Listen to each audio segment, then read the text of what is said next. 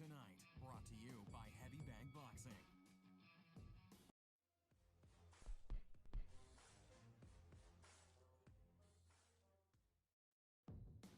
This is the show that has hosted everyone from Sugar Ray Leonard to Keith One-Time Thurman. This is Tough Talk Tonight, brought to you by Heavy Bag Boxing.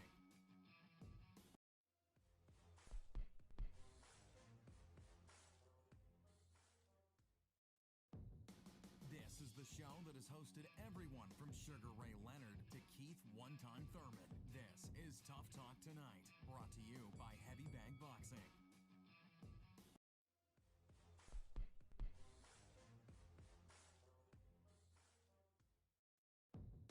This is the show that has hosted everyone from Sugar Ray Leonard to Keith One-Time Thurman. This is Tough Talk Tonight, brought to you by Heavy Bag Boxing.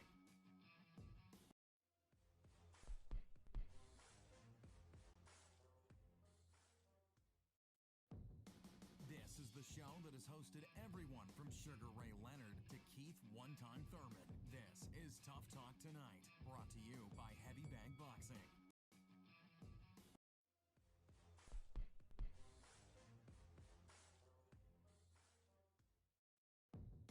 This is the show that has hosted everyone from Sugar Ray Leonard to Keith One-Time Thurman. This is Tough Talk Tonight, brought to you by Heavy Bag Boxing.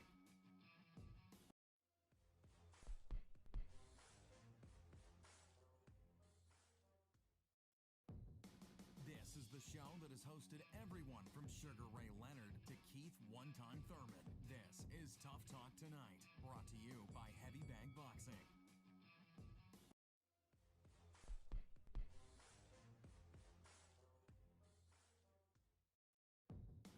This is the show that has hosted everyone from Sugar Ray Leonard to Keith One-Time Thurman. This is Tough Talk Tonight, brought to you by Heavy Bag Boxing.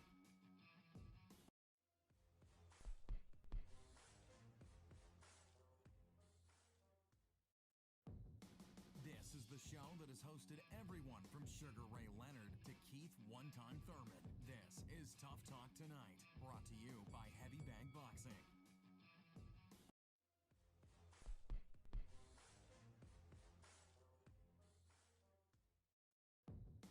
This is the show that has hosted everyone from Sugar Ray Leonard to Keith One-Time Thurman. This is Tough Talk Tonight, brought to you by Heavy Bag Boxing.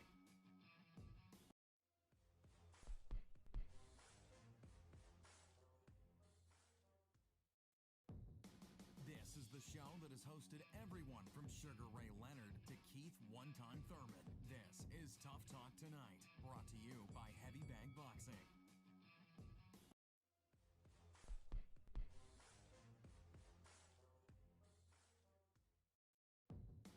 This is the show that has hosted everyone from Sugar Ray Leonard to Keith One-Time Thurman. This is Tough Talk Tonight, brought to you by Heavy Bag Boxing.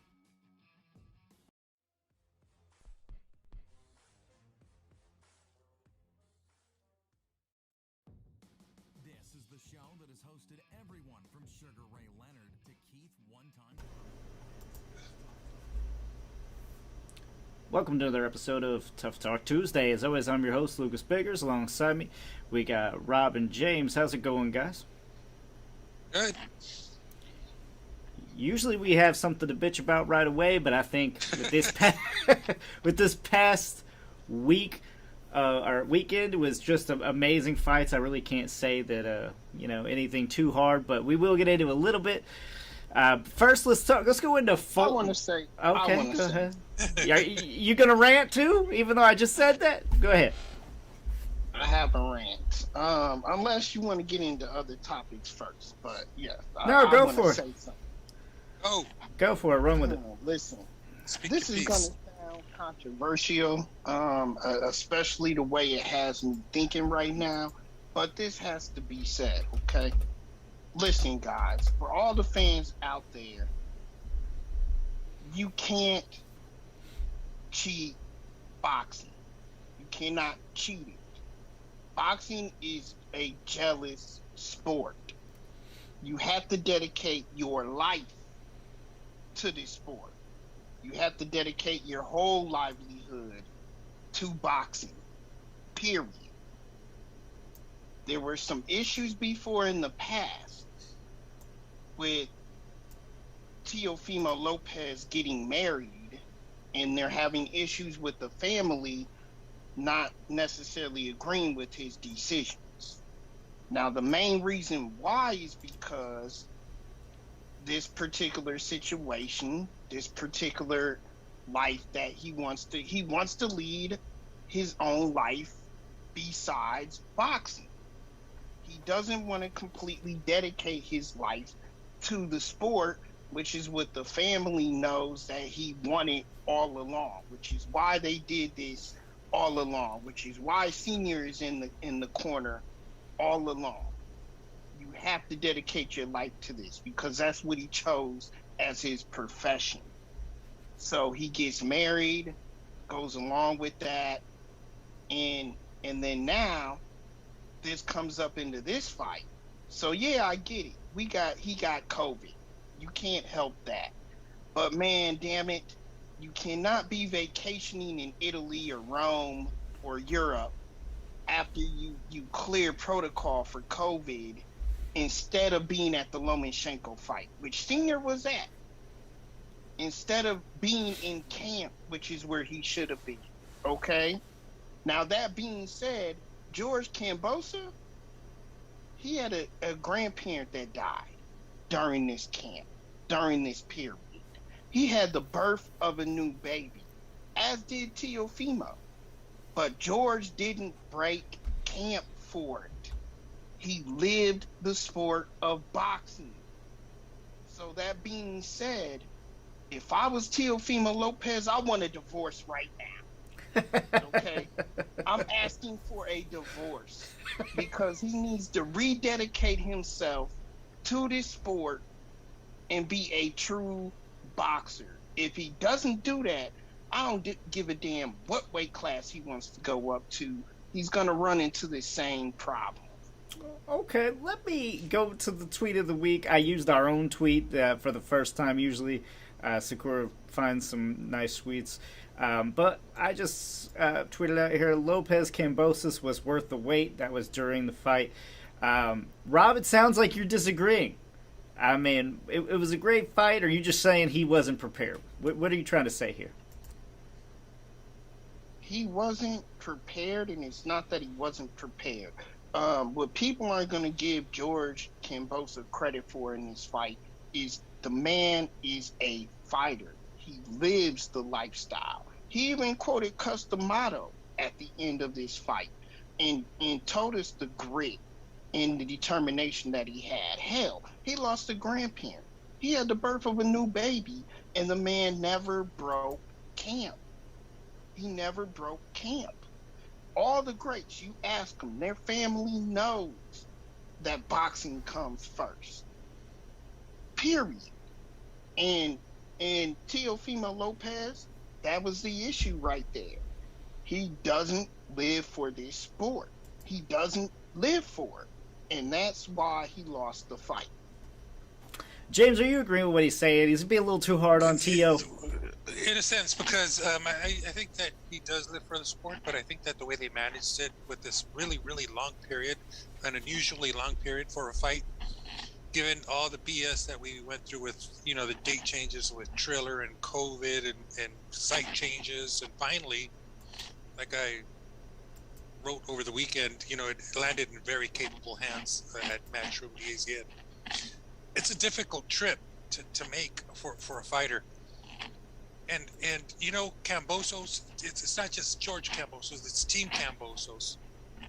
They handled it, they managed it, they took advantage of all the extra time to prepare better than they were. They got better and better and better. And it seemed like Teo's approach into that finish line, the finish line being the date of the fight, they were kind of falling apart. They lost focus. There's a lot of things there. A lot of things come to mind there, and I really don't want to get into it because, it's pretty much been covered. What I do want to say is that George Kambosos, Team Kambosos, handled it well. Team Lopez, they didn't have the right approach. They didn't have the right feel for this fight. I think they took it lightly. They took Kambosos lightly, and it cost them. And one of the funny things I saw this week was on a podcast that I was watching. One of the people chiming in, he wrote, "How Lopez can you go?" Well, I thought that was funny because they did hit a low. This kind of fell apart, and from round 1 through round 12, not the right fight. He's a better boxer than he was, and a better boxer will beat a good fighter all the time. We saw that with Fulton Figueroa. Better boxer wins a brawler, and I think that Tio came out as a brawler. Probably not the best approach to fighting a guy like Kambosos. If you see Kambosos fight Lee Selby, that'll tell you a lot about what Kambosos can do. He's a disciplined fighter. I definitely. And, I'm not saying that Lee Selby is all this. He's a good fighter. Right. He's a good fighter. Let's give him that. He's a good fighter. Believe it at that. But I agree. I think even the Tio Loma fight, as soon as he started being the brawler, is when he started to actually lose the fight. When Tio was actually disciplined, he was winning early on, and when he finally started to get sloppy is when he started to lose. So I fully agree with you there. Now, I do want to touch on that first round, okay? I have a big problem with it. For me, that was not a 10-9 round, okay? As it was scored by two different judges. That's clearly a 10-8. I mean, I could understand if he was beating him from pillar to post, but all he was doing was wild swinging. A lot of stuff wasn't landing. I didn't see Kambosos really ever hurt. So, what do you guys say? Go for it. It was a late knockdown, and I had Tio winning the first round. If it wasn't for the knockdown, and really I screamed. I mean, the whole house heard me. They thought somebody died when I got knocked down because I screamed so loud. Because he was winning the round, clearly winning the round on aggression. He was trying to knock Kambosos out in the first round, and he was landing great shots, but he got caught with the counter, and that changed the whole round up. So I have no problem giving it 10-9 because I saw Tio winning the round, and it was a very late knockdown. Now, it's one thing to be winning a round, okay, but you have to be completely dominating that round. For me, to get a knockdown and only get the 10-9, to not have a 10-8. And I don't think it was that big of a domination, but I'm waiting for James just a second there. James David Contreras did comment, Kambosos also went down in the first round, and you could hear the pop of that punch. Tio connected, and it wasn't count. No, I don't think that was knocked down, but Tio definitely was knocked down. And I want to say that I scored a 10-8. I didn't think about scoring a 10-9. I think that's a difficult one. You're going to get a lot of opinions on that, and that's fine. I think for a 10-9, though, doesn't it have to be just like a very rare, very dominant round, and for that to happen? I mean, it's very rare that we see a 10-9 scored that way. I'm surprised that they went 10-9, to be honest with you. I went 10-8 immediately, automatically, because of the knockdown. I didn't see anything other than aggression from Lopez. Mm-hmm. He came out in the first second of the first round, throwing bombs. And he scored a few. I'll give him that much. But he did. Excuse me. I think 10-8 is probably the best way to go. Surprisingly, two of the judges had a 10-9. Yeah, What is it? What is it? Home court? During New York? I had Tio winning the round. It was a late knockdown.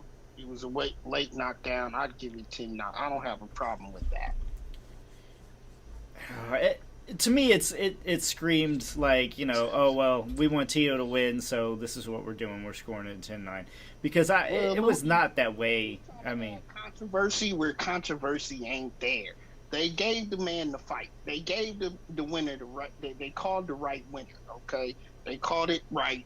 They gave the winner the fight. Let's not add controversy where controversy ain't there. Let's not get it twisted though, Rob. This is how the controversy begins. This is how if he's to pull ahead immediately, if you want to, you got the fight. If he won the fight, I would give you that. He didn't win the fight. It was close. It was a close fight. I'm not saying that, you can't just give it to him. You know what I mean? Because it makes it that looks so much worse. But the 10-9, I think, is reserved for special occasions, and I do not see that this round being a 10-9. So Kambosos, in my mind, should have won by even more than what he did. They have the right. I don't disagree with it. They have the right. It's a great fight, though, so let's not take away from that.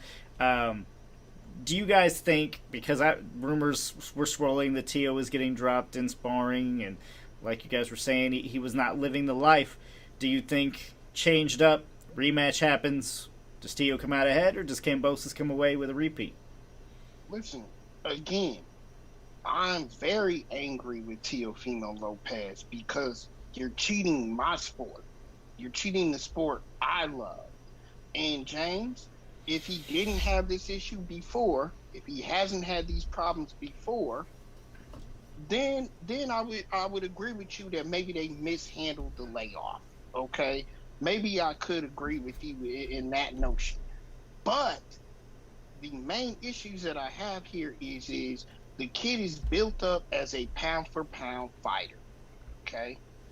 This is for a lot of belts on the line, was on the line for this fight, okay? A lot of the belts are on the line. And he even, in his camp, even said going into the fight, this is not the fight they wanted, okay? They didn't want this fight to begin with, okay? And then you add all the distractions and everything that Tio is doing. It's not a boxer's lifestyle he's leading here. And to answer your question, Lucas, no. I don't think he does better in the rematch. But the main issue here is I don't see him granting us a rematch.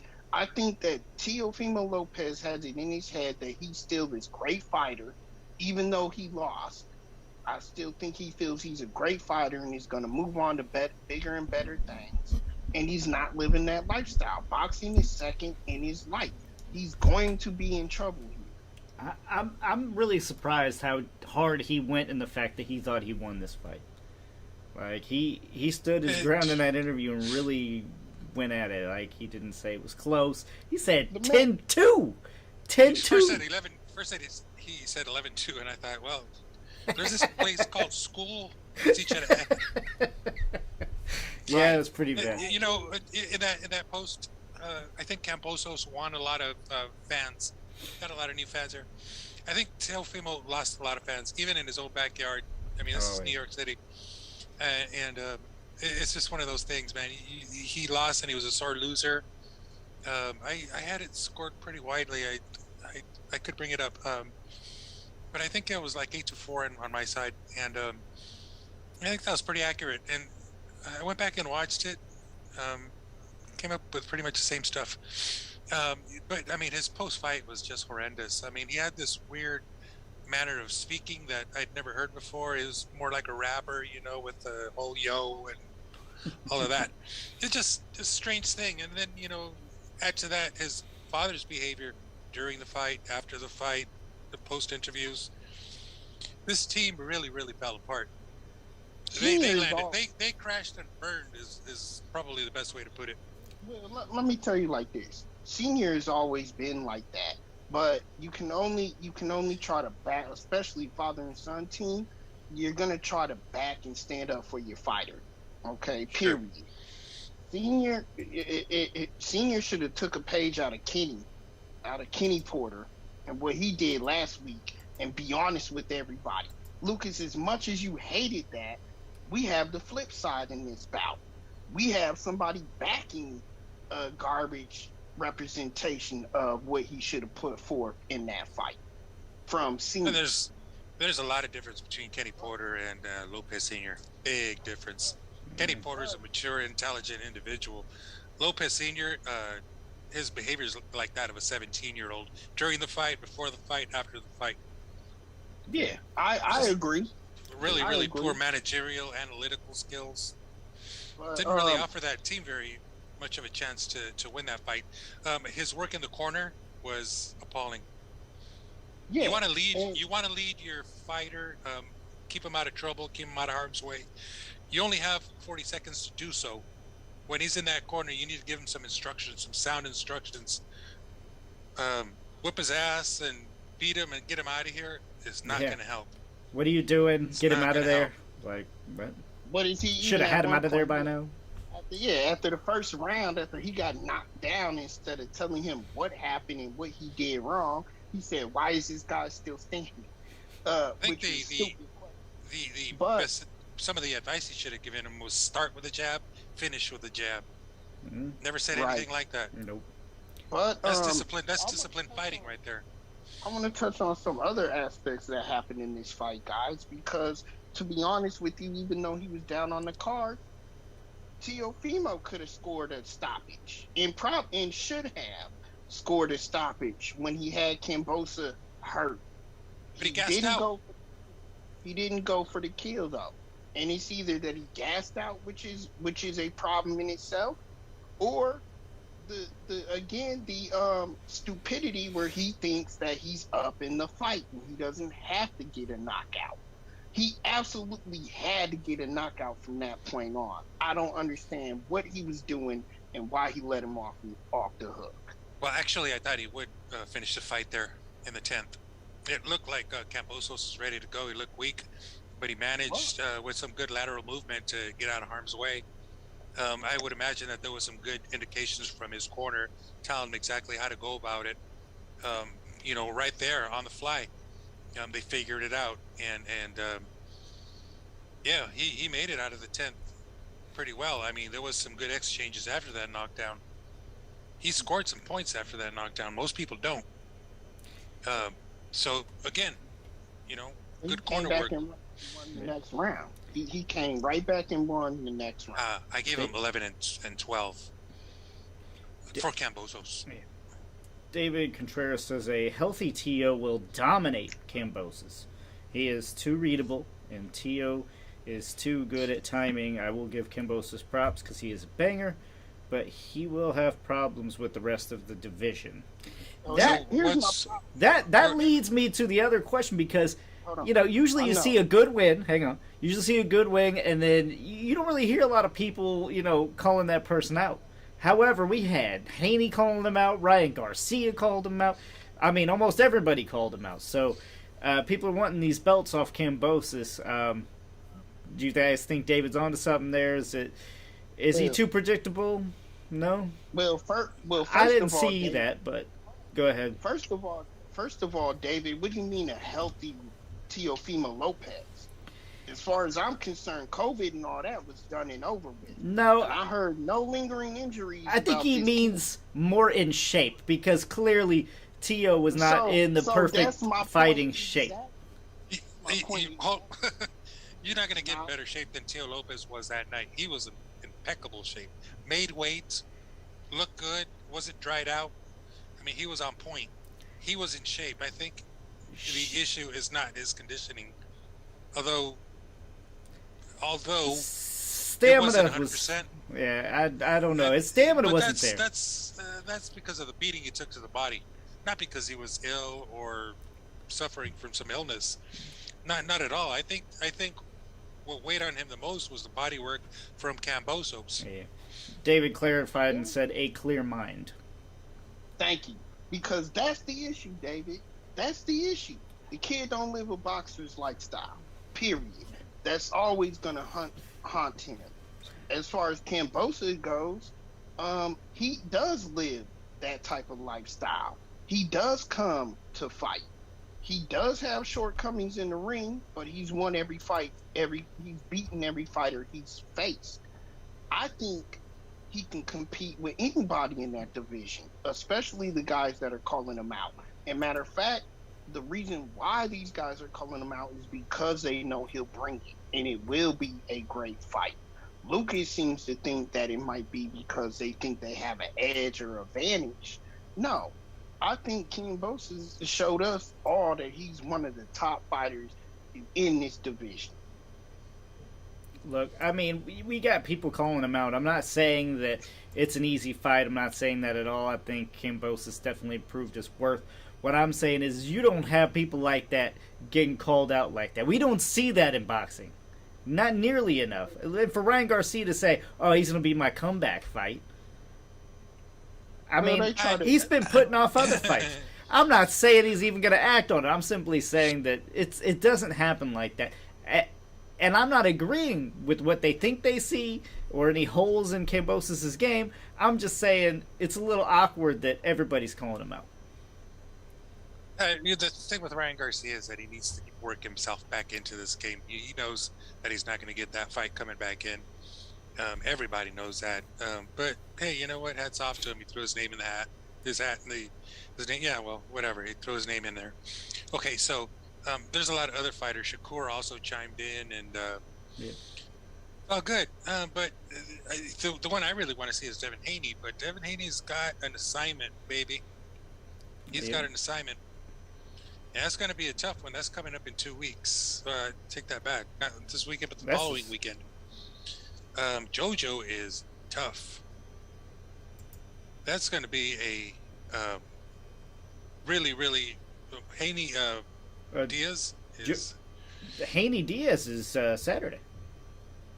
I think it's the following week. Or is it this weekend? It's the 4th. It's the 4th on DAZN, so it'll be Saturday. Okay. So, I mean, we'll see. We'll see what happens there. But I just can't wait. I just can't wait to see that fight. And maybe one of those guys will come up, because I really want to see Haney defend that title. Yeah, me too. And that's another person that called him out. I would love to see some of these fights, because we have such depth right here, and we can mix and match a whole bunch of different fighters, and every one of them is sure to be, a barn burner. So, obviously, Rob thinks that Kambosos is, still sky's the limit. James, you think that he could be the head of this division? That's a tough one. That's a tough task. The division's loaded. Things change like the days here. We'll see, man. It's a rough call.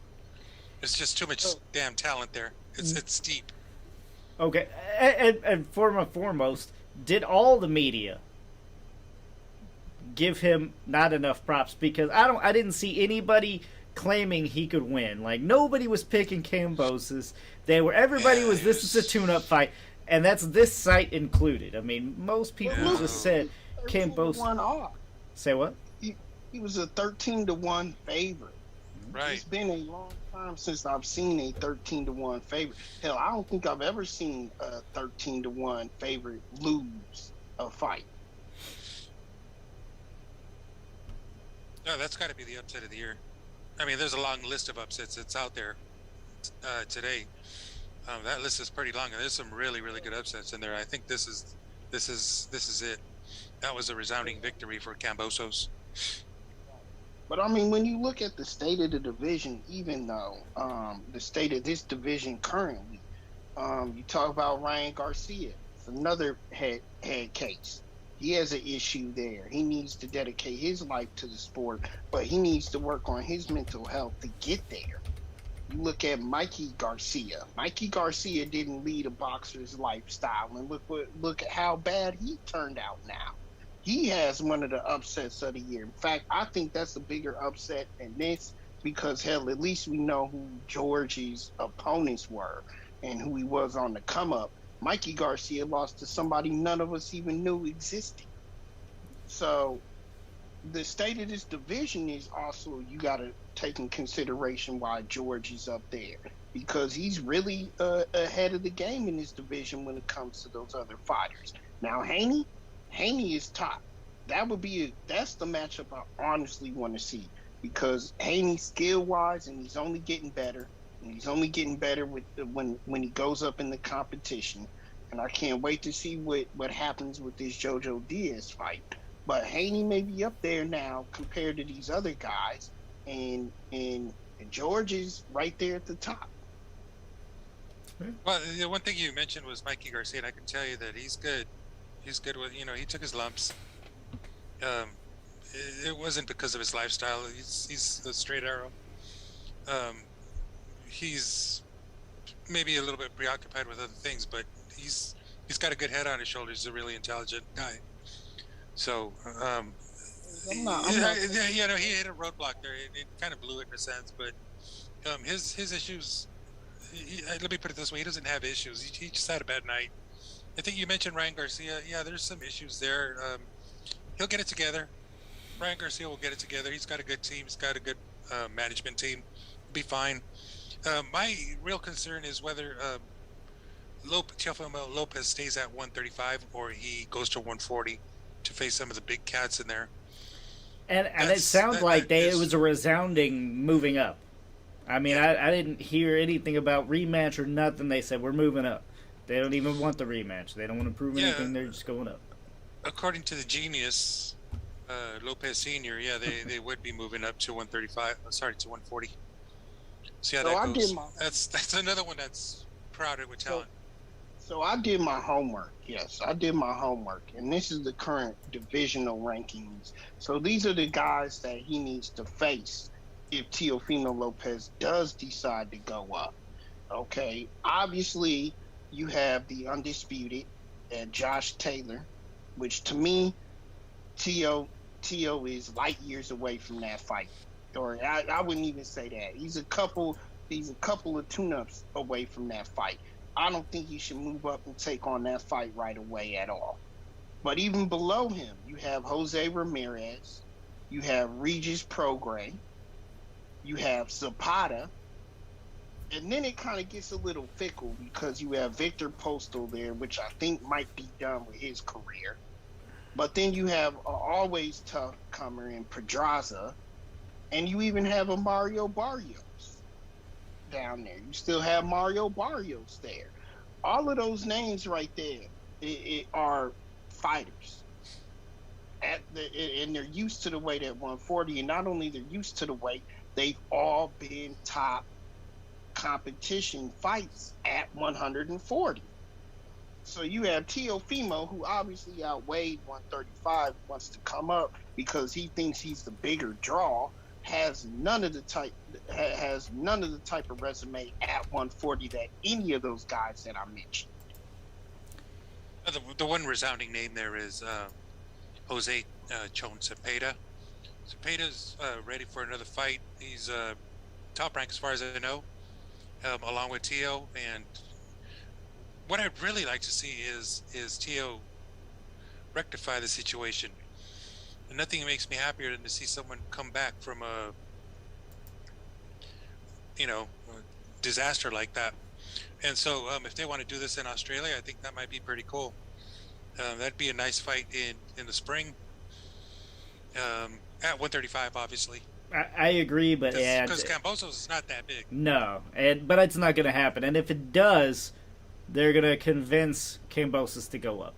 And I hope that doesn't happen because it's kind of cheating the man. I mean, fighting for the belts where you lost him at. David Contreras, I think Teo should separate from the family when it comes to camp because he also had problems when facing Nakatani, and he also had it hard when there was no need for it. I'm Hunter myself, raised in Jersey. I know my race very good. Not talking bad about his family, but it seems that the influence or problems come from there and move up in weight. Yeah, go ahead and ask for that divorce, Teo. Get it out the way. Ask for that divorce, Teo. It's not going to work out. It's hard to argue against it at this point. I think he does need a little bit more stability, and he needs that Customato, that guy to watch over him, keep him back in shape. He definitely needs to switch things up drastically. So I hope we see the rematch. I am not holding my breath though. And as far as Kambosos goes, I think he won, like James was saying, a lot of fans. His style is exciting, and I just think that anything he does from here on out is going to be a barn burner as well. And he's got a lot of options, as we were saying. I mean, everybody's calling him out. So, but let's move on. We beat up T.O. enough. Let's talk Fulton Figueroa. Man, what a fight that was. Hard to score. I believe Sakura. Yeah, very difficult. I believe Sakura said she favored Figueroa. And James, did you not have it for Fulton? No, I think Fulton won. Yeah. Okay. So I mean, hands down. Yeah. Oh, you think he won by quite a bit? No, but okay. Definitely won. Okay. It was close. I could go back and look at my card, but very, very close fight. I think it was 7-5.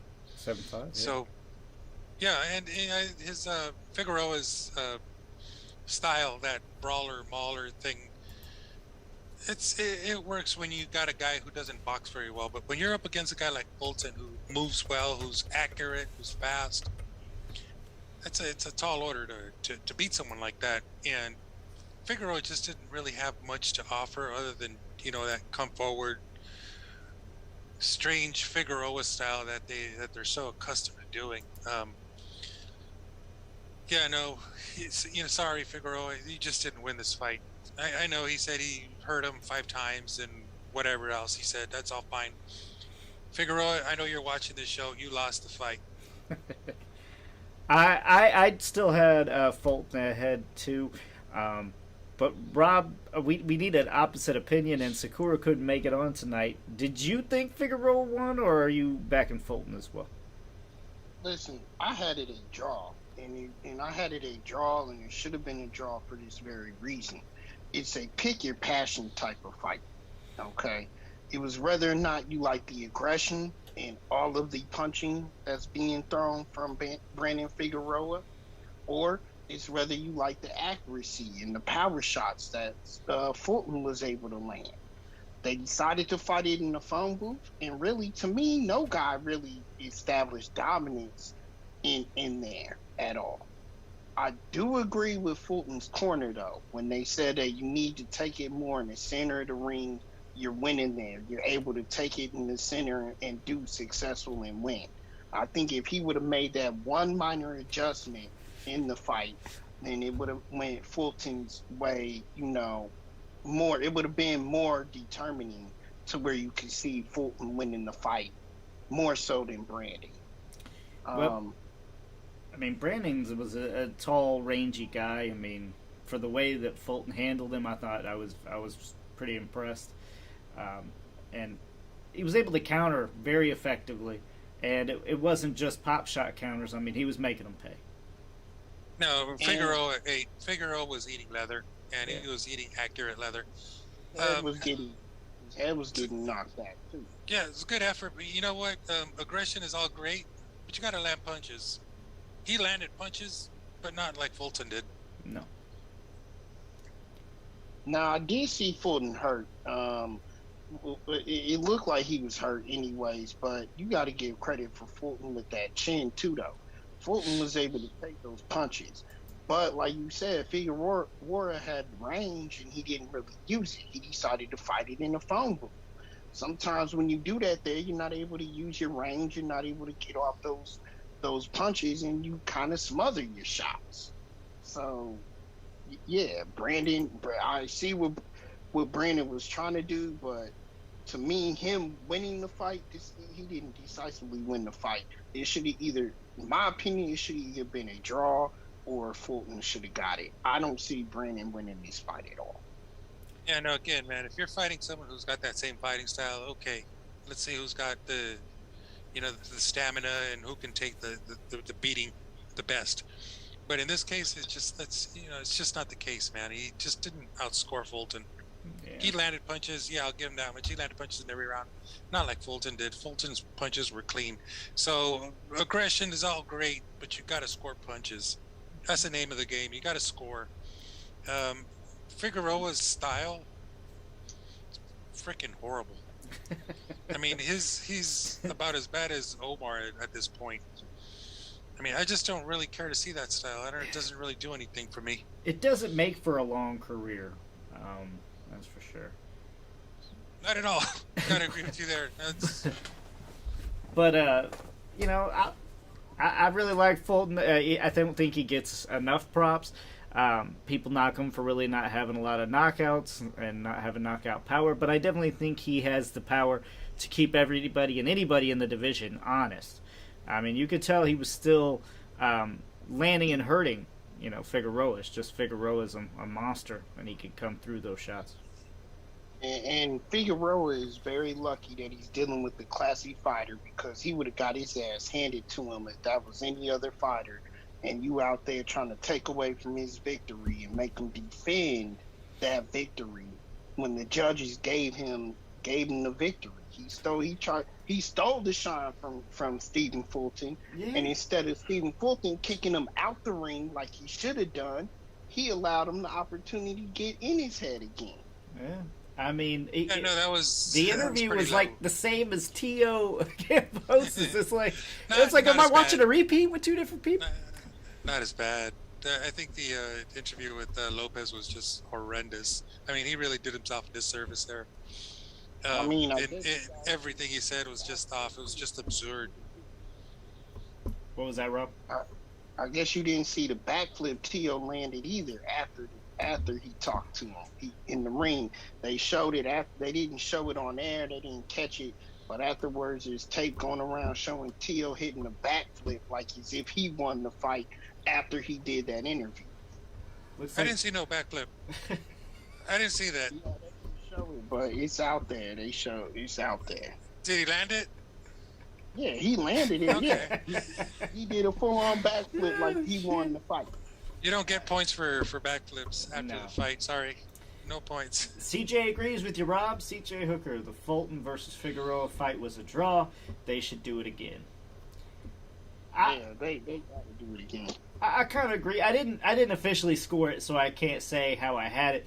But I think I saw it more James' way. I was definitely leaning towards Fulton, but it was a good fight. But I'd rather kind of see Fulton move on. I mean, if the public wants it that bad, by all means. But I think Fulton should move onward and upward. Do you guys want to see a rematch? Yeah, I don't think it's necessary, but it could be pretty interesting. Could be interesting. Yeah, because who else do you want to see at that weight class? I mean, you guys know how I feel about it. If it's under 130, it don't count. But that was a hell of a fight. I'd like to see that one again. There was two belts up for grabs, as unification. So I think most likely we will see a rematch there. Man, I just want to see Fulton. I mean, it was a great fight. Don't get me wrong. So I mean, I guess we still win, but at the same time, I think I'm more interested in seeing Fulton fight other fighters. We got some comments now. David Contreras, I want to thank you guys for allowing me to comment and reading them. It's my first time. I really appreciate it. No problem, David. Thank you for joining in tonight. Sakura, who wasn't able to come on today. Guys, Fig won the fight. I really feel like Fig hurt Cool Boy more often. Effectiveness, aggression is the name of the game. Hurting somebody's one thing. And like Figueroa said, I hurt him like 5 times. Okay. But just because you hurt him doesn't even mean you won the round, let alone the fight. Okay? And that's part of the problem is I just didn't see enough of it. Fulton was more effective, countering better. Definitely the ring generalship was better. I mean, all we can say about Figueroa is damn he can take a punch and damn he can try to walk his opponent down. That's for sure. Yeah. Other than that, I can't really speak more on it. I like Figueroa. And, of course, that style is always going to bring fans because he's vulnerable, getting hit a lot as he comes in and he lands those big shots. Carlos Armeo, Fulton landed effective shots. Agree with you there. Sakura continued. Figueroa didn't get hurt not once, but a draw I could see, but not a win for Steph, and I went for Steph.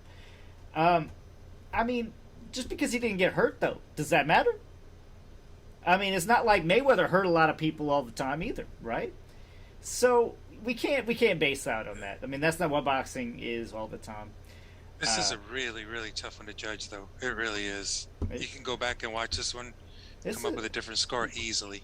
It is, I'm sure, and depending on where you're sitting, and What? Yeah, exactly. Kind of like what Rob said, pick your poison. It's also, that way as well. So, Carlos, I'd rather see Brandon move up to 126.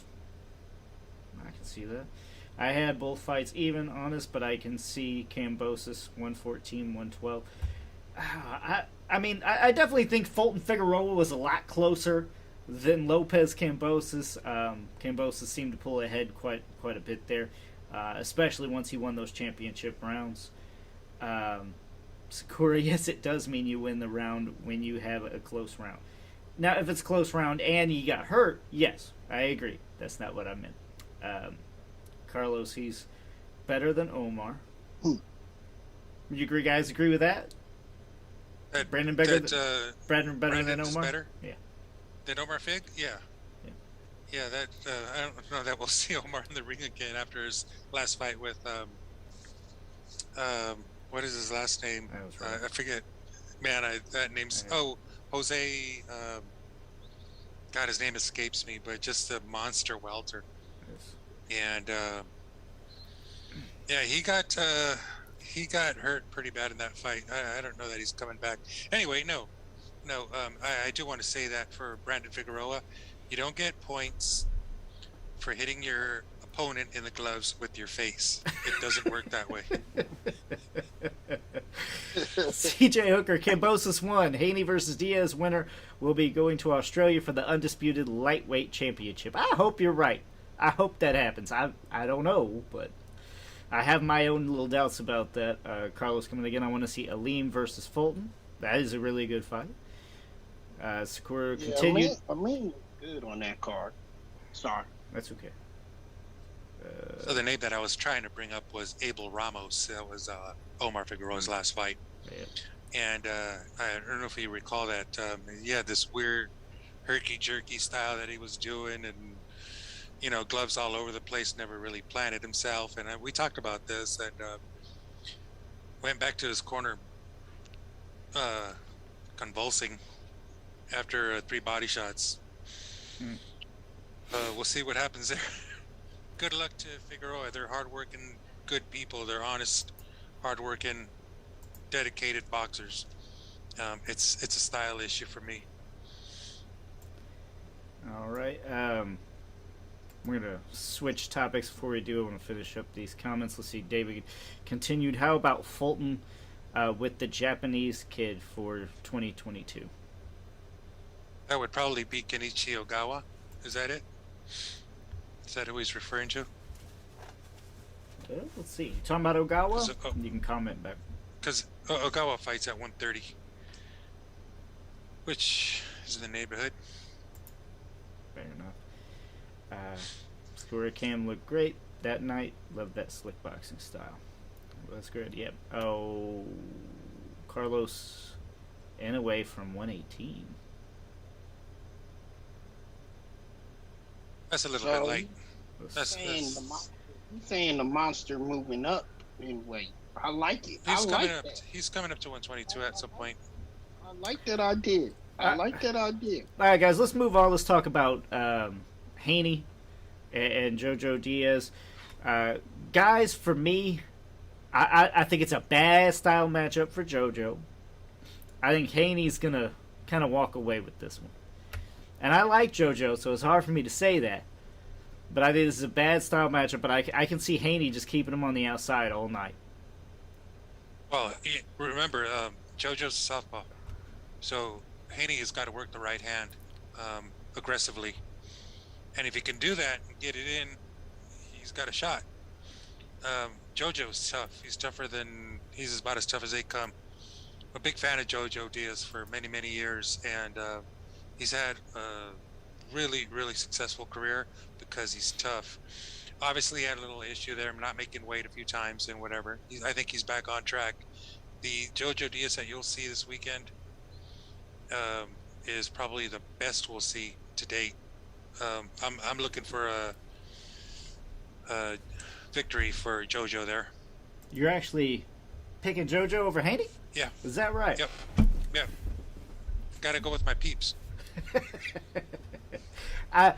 Now, would you be doing this if we're still scoring? Or are you just doing it because he's your peeps? Oh, that's the tough question. Yeah. I mean, you got to do it. That's a rough one, man. Because Haney's good. He's quick. He's fast. He does everything well. It's going to be a tough match. I don't know what the odds are in this. Haven't checked, but I got to bet with my heart on this one, and it's Jojo. I would say Jojo. I would say Jojo right now. And Rob, you're usually the Vegas odds guy, but I would say Jojo's at least a 3-1 underdog, if not worse. I'm sure. I think it's 3-1, 4-1. I'll see, but I think it's 3-1 or 4-1. And do you like those odds, Rob? Let me tell you. I see this. It's just like you said, Lucas. It's a style clash for JoJo, and I actually see this fight being very familiar with the matchup he had with Gary Russell Jr. It's a boxer in there that he's facing. As I said earlier, Devin Haney has looked good as he stepped up in competition, as he got himself prepared for the style that he's fighting in his last fight. He looked very good and very comfortable in the ring. When you got the skill set of Devin Haney, what you want to see is how comfortable they are in the ring, in the ring generalship, and how they're controlling the action. JoJo's going to have to try to make it look ugly. He's going to have to try to fight in there. He's going to have to try to make it be a little bit of a slugfest. We know Haney's not going to want no parts of that. I don't think JoJo is stylistically the type of fighter that can challenge Haney for that. And as far as those odds go, I mean, look, I don't see Devin Haney knocking the kid out at all. I don't see him winning by knockout whatsoever. But I definitely think he outclasses JoJo to a unanimous decision, and I don't think it'll be a tough decision. I don't think so either. I really like Haney in this fight. Like I said, I think it's a bad style matchup for one, but two, Haney knows how to box and keep him at bay, and he has 7 extra inches to do so. I mean, he's got a long reach. It's going to be hard work for JoJo to keep getting on the inside. And, that's hard enough even if you're just fighting a guy who doesn't know or doesn't even fight tall. Haney's going to be able to use that advantage and take care of him. I would bet my house on it at this point. I would say Haney severely outpoints Diaz in this fight. So it's almost like 5-1 odds, actually. Yeah. It's almost 5-1 right now. You're the upset, like Sakura would say if she was here, so. Kind of like Kambosos and Lopez, right? That was worse. Didn't you guys say that was 13-1? Man. That was bad. It was nasty. Wish we put some money on that, huh? Yeah, no. One of the things that I see in this upcoming fight is that JoJo's got a lot of power. He's a really, really hard hitter, both hands. And we saw what happened with Linares and Haney. Linares put some gloves on him and sent him back to his corner wobbly. I think on 2 occasions, but one definitely, really, really put a whooping on him. And so I'm looking for JoJo to work his way in and get those punches. And it's going to happen against the ropes. If Haney's against the ropes, guess what? That reach is about half of what it is. Do you think JoJo can? Do you think JoJo can cut off the ring and get him in that? Get him against the ropes. He's going to have to. He's going to have to make it that's his advantage, because that's where you really close in on. In that distance, the length is kind of negated in that regard. That's his advantage. That's his homework. That's his assignment. And he's generally pretty good about planning his work and working his plan. JoJo's a smart guy. He's got a good corner. He's got a good trainer. He's got everything going for him in this fight. So I think those odds say a lot. It does, yeah. And I agree with you on Haney. And if he gets caught, the thing is he's really got to get inside to do that, and that's going to be a tough assignment for JoJo. And to get inside, he's definitely going to have to eat some. Let's see, we got quite a bit of stuff backing up here. Carlos, I like Jojo too, but yeah, Haney going to do what he wants with him. Sakura Jojo looked great in his last outing, and I think Jojo has a real chance to upset. Sakura, you got to give us who you pick. Since you're not here, it's just a quick. You got to tell us who you're riding with on this one. CJ Haney better not get caught like he did in his last fight. Carlos, I had Jojo beating Ryan, but he's not beating Haney. Sakura Jojo much tougher, and Devin will have to build up better stamina here. Okay.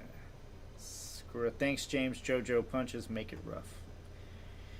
David, if Jojo feint his way in, he will definitely connect his combination. Feint doesn't always work. I mean, he's definitely going to have to use that. He's going to have to set traps for Haney. But it's a tough assignment, guys. It sounds like right now we got 2-1. And I think even James is doubting his Diaz pick. No.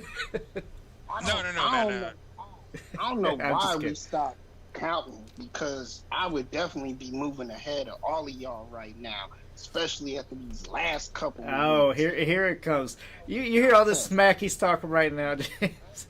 Evan Haney has this one no contest. No contest, huh? I don't know. CJ says I'll take Haney. Go ahead. As far as the contest goes, man, I get really, really busy towards the end of the year, so I prefer to, cut it off at some point. And I thought Thanksgiving right around there would be perfect. So we got a winner. Next time we do it, as soon as you send them to me, I'm gonna make our own little page so that we can actually go to our on the show here. We go to our tweet of the week and stuff. It'll actually go in and show ours here online, so everybody can see who we're picking, who we have, who's ahead, who's behind. Who's way behind? Me. I wasn't too far off from you. No, man, but I was saying we can always donate points. But I think the fans would also get a kick out of it, so I think it would help a little bit. We need to have another statement after we post those results. The Robs, you ain't shit column. After I picked to win. That's already a column. We just don't name it. You have because shit.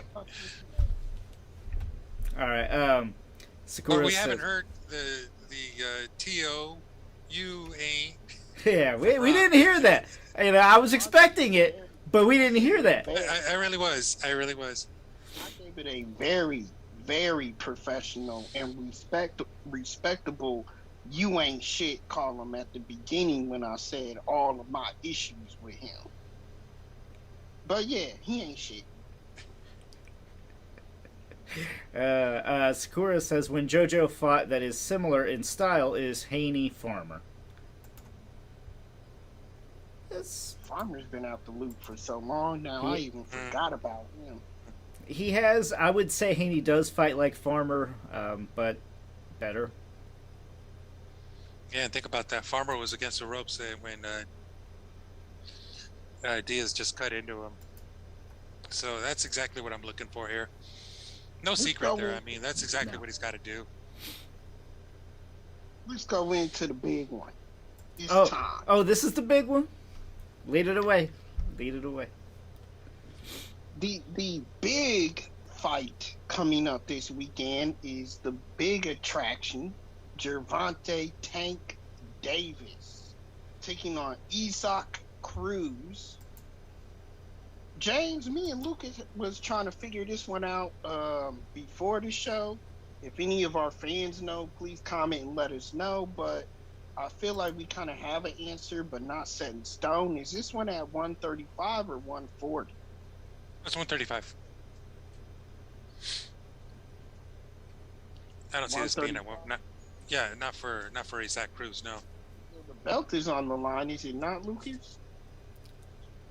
Yeah. That's an interesting question. Let's see. WBC light lightweight title. You kidding? He's going to fight at 140? Or, no, my bad. I read the wrong No, it's thing. 135. I read the wrong line there. But yeah, no, this is 135. Okay. for the WBA regular lightweight title. So it's at 135. That's interesting, guys, because Tank has had one fight at 140. Now he's going back down to 135, and he's fighting the pit bull. And this kid comes in with an extreme amount of pressure. Extreme amount. Lucas, you think this kid has more power, more pressure than, like, say, Leo Santa Cruz? That's a hard one. Only because Cruz hasn't had, that kind of an experience yet. He doesn't have that kind of a resume chalked up. But I would say it's possible, for sure. I would say no. They're totally different style fighters. Cruz is a little bit more. Santa Cruz is a little bit more methodical. Pitbull is, a little bit more pitbull. It's just no. It's not even pitbull. Pitbulls are more methodical than this kid. No, seriously, man. This kid is just just throws, man. He's kind of like a Navarrete, but shorter and stockier. Kind of like an Oscar Valdez, just tough. He just throws. But the one thing that I see it in Cruz is that he does the same thing over and over and over. He comes in straight and he has that same combination. You really got to vary your punches, your approach, because Gervonta Davis will read it and it'll be lights out. Gervonta Davis got a really, really tough cat in front of him. So we'll see. But it could be interesting for a few rounds. I think Gervonta Davis just picks him apart. Yeah, the style-wise, he's made for Davis. So, here's another thing. You think that Gervonta Davis is going to get a really, really tough assignment at this point? They're working him. This is pay-per-view. They're working Gervonta Davis to be that superstar. He's not going to get one of those, super tough fights at this point in his career. It's all build-up. And honestly, I think pay-per-view, especially for this type of fight, is the wrong way to go. Marketing him this way. One, pay-per-view, less eyes are going to see him. Because only the people who know boxing are going to be willing to pay for it. Common fans, I'm sorry, but Tank is not a household name. Okay? Sean Porter versus Terrence Crawford only did about 150,000 buys. What do you expect Davis, Cruz to do? You know what I mean? Well, for him, the best way to market this kid is to put him on Fox. Let as many eyes as possible see this fight, because two things are for certain, okay? Somebody's getting knocked out, right? Probably going to be Cruz, but it's also going to be a for sure fan-friendly fight. Therefore, you build Tank's fan base even more, and then you can actually move him up. He is a pay-per-view fighter, but he ain't there yet. Not in my eyes. Especially with this particular opponent. No, yeah, this is not pay-per-view worthy. If it was a name... I'm sorry, Leo Santa Cruz, that's a pay-per-view fight. That's a pay-per-view fight. That's a pay-per-view event, pay-per-view names on both sides. Isaac Cruz, nobody's really going to know. I'm sure there's some boxing aficionados that kind of look over that name. But Leo Santa Cruz was pay-per-view. He definitely needs to get seen more in the public eye. Rob, what were you getting ready to say, buddy? There are a few more issues with this pay-per-view, too, and the fact that it's December 5th, which actually is a Sunday. So they're actually fighting, probably for the first time I've ever seen, a pay-per-view card on a Sunday night. It's not going to have the same primetime feel. It's not going to have the same feel as Saturday night.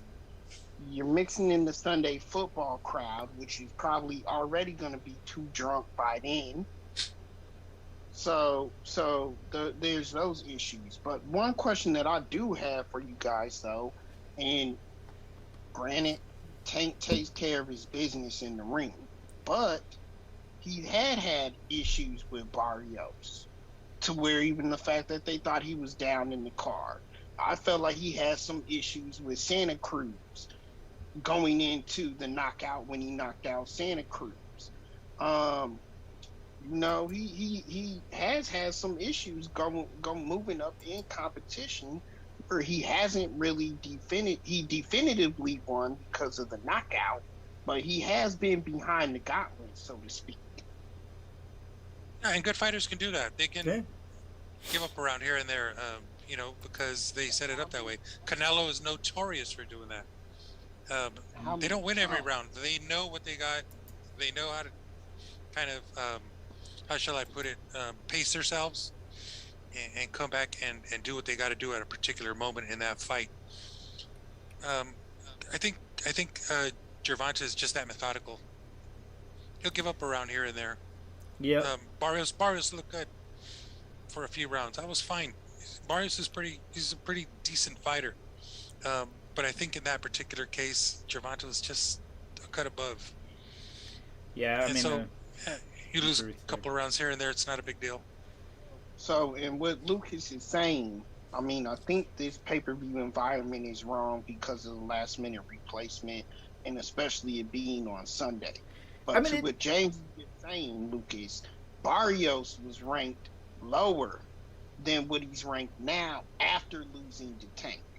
That's how good Tank is. They moved him up in rankings after a loss. Look, I think that's all fine and dandy. I'm simply saying they're mistreating Davis. I think he needs to be, like I said, on Fox. Put this on Fox, it's so much better. But to put it on pay-per-view, and then pay-per-view on a Sunday night where you're competing with NFL football, man, that's horrible. It honestly is. It really is. It really is. If you're doing pay-per-view, okay, you don't want to compete with anything else. You try to get your own date. You don't fight with even another fight day. And I think that's one of the reasons why they moved it, or the one reason why it's on Sunday, is to not compete with the Saturday boxing. The only problem is sport lovers love all sports. I mean, we ain't going to just be only boxing. I mean, you've got other crap we want to watch too, so... Yeah, that kind of reminds me of this issue with Triller when they had the fight with Lopez and Kambosos, and then they had, for some reason, scheduled it on a Monday night, and then realized Monday Night Football is big. Mm-hmm. Yeah, it's huge. Monday Night Football is it's a huge event, and so they changed it to Tuesday, and then obviously all that just went down the tubes, but. That's a big thing to put this on a Sunday and pay-per-view. Man, I hate to see those numbers come up, during the week. We'll see those numbers. It's going to be horrendous. It's just an abysmal, shocking thing, to see how much they sell. And will we see those numbers? Because I doubt it. Well, they're notorious for not releasing those numbers anymore. Let's go to some comments here. Sakura says, does Cruz have a chance? We kind of hit that. David says, but Leo has more boxing skill. Talking about compared. Yeah, you'd agree with you that. I think mainly it's just more of aggression on Isaac Cruz's part. Let's see. Sakura says, absolutely not moving Cruz too fast. Plus, Tank has a serious goat-like chin. This is a real easy KO territory for me. He's going to run into a big punch from Davis. James is correct. He's easy for Davis to figure out, but maybe Davis will allow a punch or two so we can see how good of a punch he really has. David, Tank will set him up in time, but if Cruz connects, there could be a problem. But still Tank has more skills and will get the win. CJ Diaz says he wants Davis. If he beats Haney and Davis beats Cruz, thoughts on that? I think that's too much to cover for one day. That's next week's show. I'll answer that right there because I don't think Jojo will beat Devin Haney. Hey, I don't see that happening. Hey, pretty much all the boxing media didn't think Kambosos was going to win either, so you never know. But just my for take sure. on just my yeah, okay. Just my take on this whole pay-per-view issue as well is the fact that it being on a Sunday, you're not only competing on all that, it is Sunday night prime time. People got to go to work in the morning. They are not going to want to see a fight at midnight on a Sunday night when they're getting prepared and acclimated and ready to work Monday morning.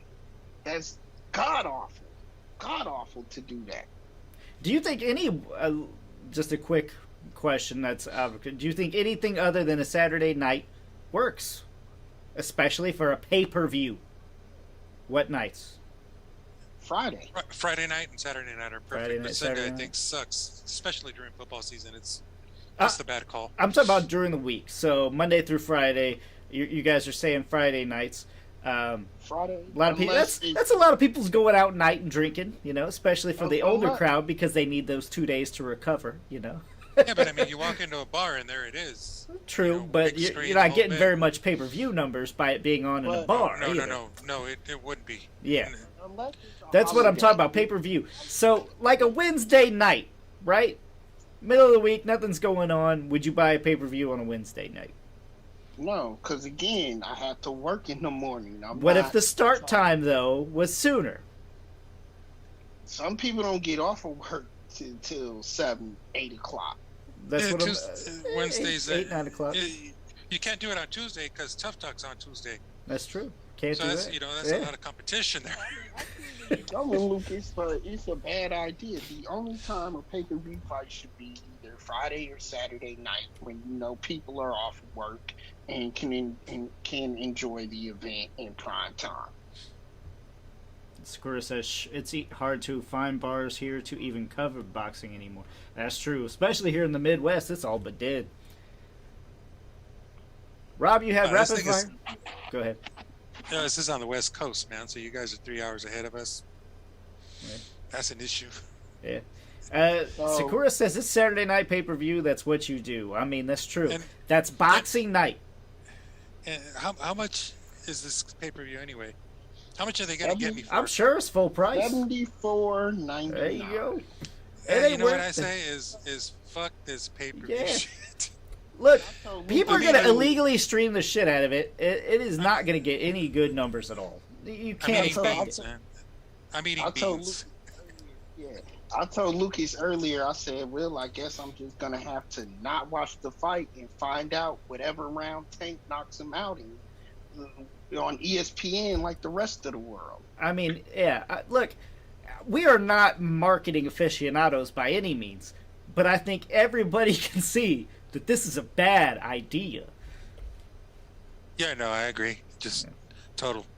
Especially, the other thing on top of all of this shit is this one pay-per-view after the next. I mean, it starts with Canelo and... Oh, that is my rapid just fire. Shit. That is my rapid fire question. Good lead into there, James. We have all of these pay-per-views now. Obviously, Tank being the last one, so we really can't say entertainment value-wise. But with these pay-per-views and that we've had seen with Canelo, Terrence Crawford versus Sean Porter, I'll even throw in Wilder versus Fury. Wilder versus Fury there, and I'm missing one. Which one am I? And then Tank coming up. But which one, guys, to you was really worth it out of all these pay-per-views they've thrown at us? Because my cable bill went skyrocketed, especially after this last Terrence Crawford one. To you, which card was the most worth it? Which card was least worth it? The cards, period, have all been atrocious. If we're talking about the card as a whole.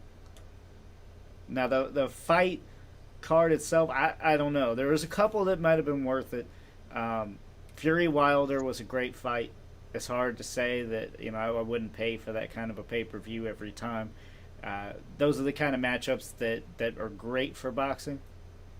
And it's hard to not want to see those fights. So they're going to get my money every time, even if they have a garbage undercard, which they did.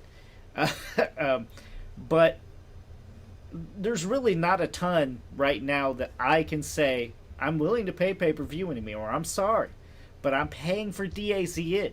I'm paying for ESPN Plus. Right. I was paying for Showtime, and I was paying for HBO, but I guess that one's long gone now.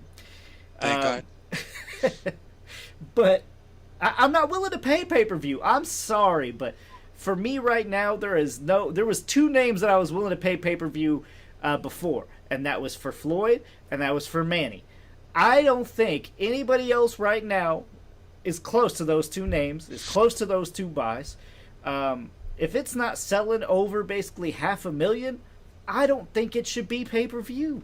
If you're selling 150,000, that shit should be on a Saturday night Showtime. This is why I canceled Showtime, and this is probably why I'm going to end up canceling some other ones, is because you're paying for stuff, right? And then they're not using that. I know they still had the Fox, and when they put stuff on Fox, PBC, it was the lowest card that you could find. I mean, it was cards that it made boxing look bad, because they're like, who the hell is this? I don't want to watch this shit. Boxing is putting a bad front, and basically anything decent, that's pay-per-view. Like, no. That's Saturday Showtime. That is not pay-per-view. The pay-per-view is being overhyped for all of this, and they're putting these guys in there that aren't pay-per-view worthy. As far as I'm concerned, there is one pay-per-view worthy name, and that is Canelo Alvarez.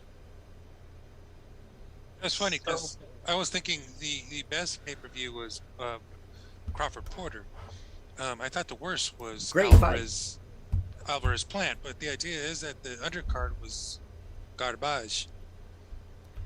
And for the pay-per-view, it's got to be a big freaking event. That's where DAZN is good. Yeah. They bring really, really good fights in the lead up to the main event. The thing with Canelo Plant was abysmal.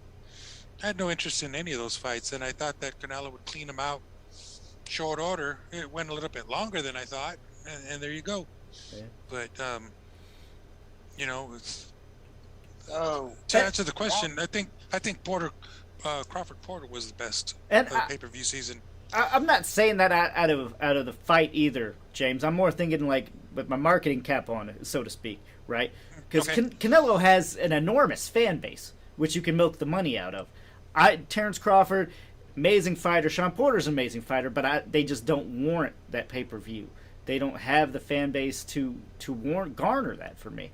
But that fight or that kind of competition, I'm going to pay for every time.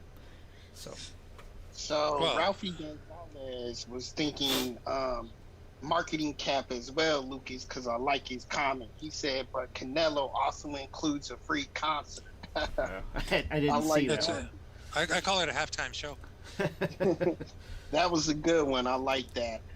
So here's my take on it, guys. As far as the pay-per-view least worthy to me, I feel actually, hell, I'll break them all down to my opinion. Canelo versus Caleb Plant, could have seen it on Fox or DAZN. Okay, I could have seen that on either Fox or DAZN. Crawford Porter to me was the prime matchup that reeks pay-per-view. Unfortunately, it had a very lackluster undercard, and the early stoppage from Kenny Porter kind of diminishes that card as being a big pay-per-view draw. Because they were paid to see the end, and they didn't get to see it. That's like a movie cutting off before the end. Sorry, I didn't mean to cut you off. Kenny panicked. Yeah, he did. The best the only one that was worth it, in my opinion, was Wilder Fury, because we saw a classic, and that's what you want to pay your hard-earned money for pay-per-view for. Even if the undercard is no good, you want to at least have the enjoyment of seeing a classic fight, and that fight will go down as a classic fight. So that was the best. The Tank, I think we've all said it. It's at 135, where I think he has the best matchups at 140 right now to warrant a pay-per-view, and it's on a Sunday, and that really takes all of the excitement and the hoopla out of that event. So to me, Fury Wilder was the best. Plant was the weak And Porter, like you said, we got robbed. Really a great finish in that one. Follow-up rapid fire to that, guys. How bad do you fucking miss HBO boxing? How bad do you miss that Saturday night draw? Me and James are on opposite sides of the fence here. For me, HBO means you made it. Okay, for me, HBO is kind of the cream of the crop. Okay, I loved watching HBO. I think there was no better presentation. There was no peak. HBO was it. Okay, and HBO pay-per-view was even further. We're severely lacking in that. Okay, everybody. Showtime, I think, has superior commentating. DAZN sometimes can be horrific and cringeworthy. Not to mention just the production value of DAZN is starting to really annoy me. You have problems with the streaming. You have problems with audio cutting out. You have problems with video cutting out. You have problems with everything. All of a sudden, for some reason also, it wasn't even showing the ring anymore. It was just showing the crowd for a long period of time while I'm hearing what's going on. I don't know what's going on with DAZN, but they are not good at what they're supposed to be doing. So, yeah, I miss them severely. Most of memorable fights in my brain, most of them come from HBO. I really was hoping that HBO was going to take a step back and then realize, like, man, we can still do boxing and try to make it, better or same, but it's not coming back, and it's super depressing for me. But James, I want to hear what you're going to say. I like HBO, but not for boxing. I mean, I got HBO, and they've got some really, really good programs, some really, really good episodes of all these great shows. But for boxing, definitely not my favorite, and I'll tell you why. In a nutshell, you could see the A side, and the A side obviously was just being pumped up, and it showed in the way that they announced. It's like the guy throws a left and misses a left, and lands a spectacular left hand, and I'm like, Jim Lampley, shut the fuck up. That happens all the time, and I know Rob was sitting right next to me during Canelo Plant, and he throws this combination. Plant blocks all of them, and they're like, "What a combination by Canelo!" And I'm like, "What the hell are you people watching?" I gotta tell you, man, I just turned down the sound because I can't stand to hear these guys on DAZN or ESPN or Showtime or any of those shows. Just turn the volume down where you can barely hear the crowd, and that's it. But I mean, these guys won't shut up. Oh, they just will not stop talking. Let us watch the fucking fight. I agree with you.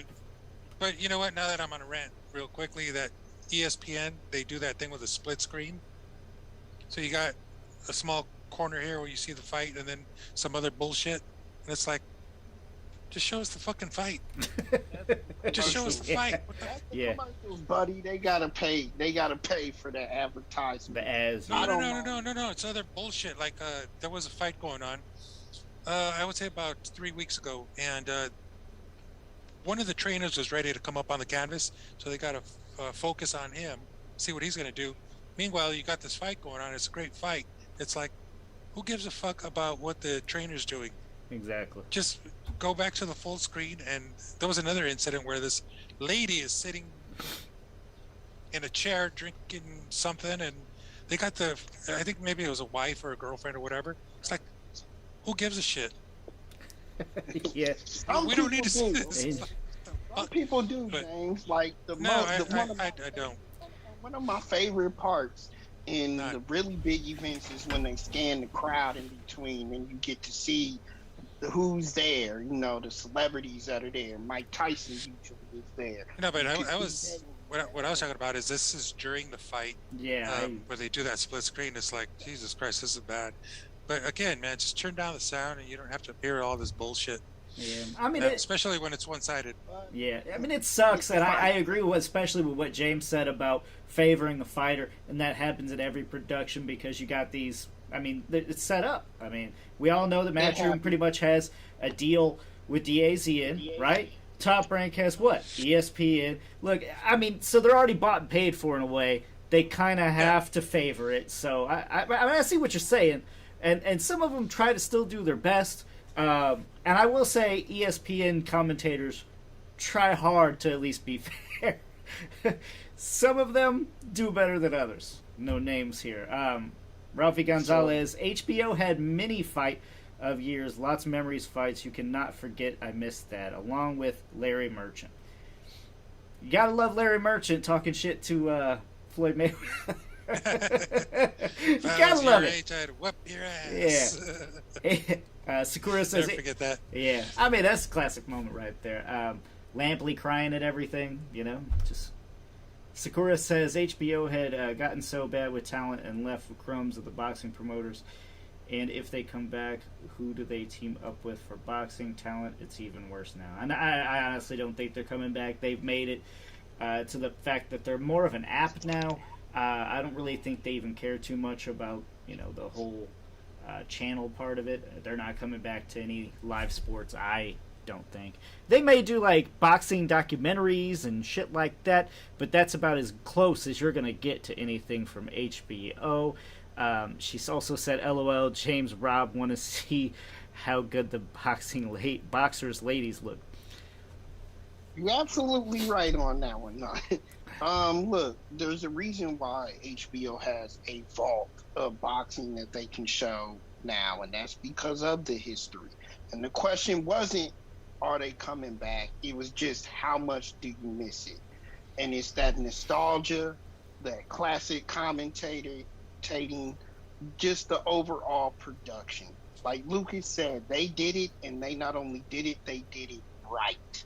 They had top-notch everything, from commentating to what they show behind the scenes, what they did not show behind the scenes. And then, James, to throw in what you wanted, they showed the fight, and then the corner in between the fight, and that was it. They didn't overdo it with any of the other nonsense. And the early 24/7s before the fight were good, not all of them.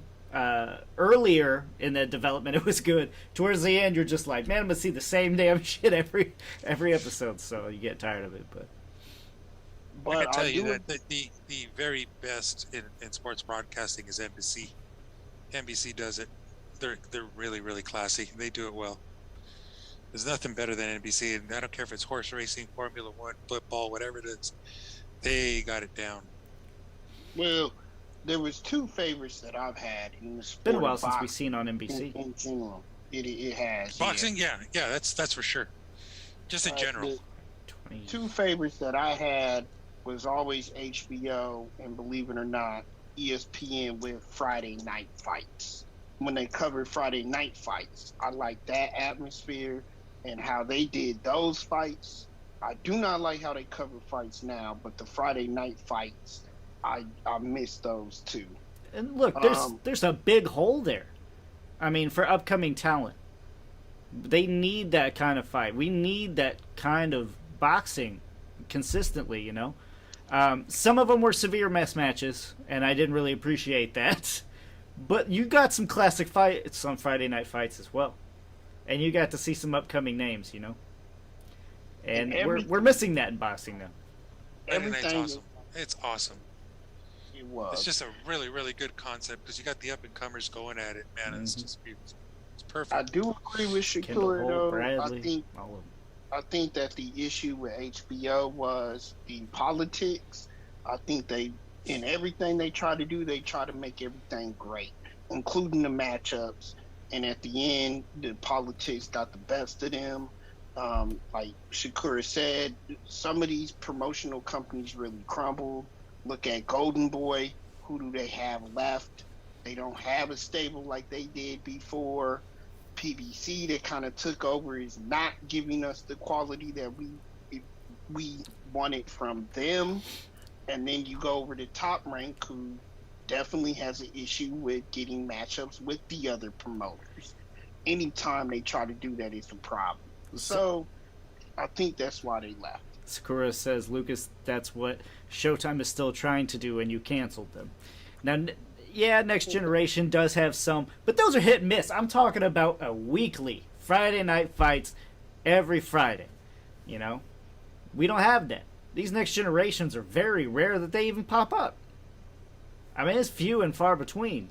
So it's if it was a weekly thing, I wouldn't have canceled. I would have kept that. But it's not for me anymore. They don't have anything, and like I said, I mean, a Showtime fighter in Gervonta Davis should be right now on Showtime coming this Saturday night, and instead they're trying to milk more money out of me. So no, I'm not doing it. Yeah. I mean, I agree. I mean, that's all I have for rapid fire, Lucas. That's it. That's the show. But I think that'll wrap it up. Great show, you guys. Thank you all for tuning in and commenting. We love it. Thank you, James and Rob, for coming on. Sakura, hopefully we'll see you again next week. This was Tough Talk Tuesday. Don't forget to check us out, heavybagboxing.com. We don't pull any punches. We'll see you again next Tuesday, 9 p.m. Eastern, 6 p.m. Pacific. Have a good night. Oh, Jojo.